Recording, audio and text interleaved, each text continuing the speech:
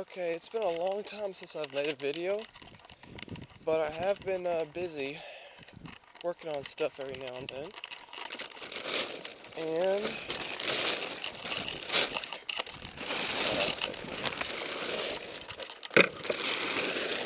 voila! Been working on a front suspension. It's almost there. I'm just trying to figure out some of the ball joints. I've been having trouble with those. And there's one other thing that I have gotten in here.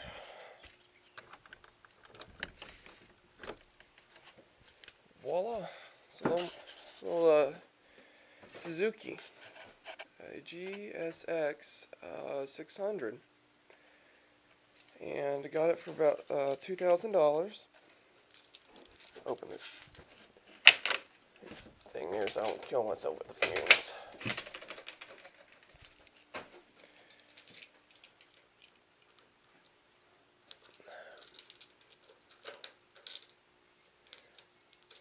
Go.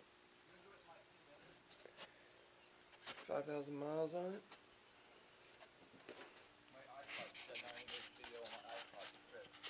Pretty sweet.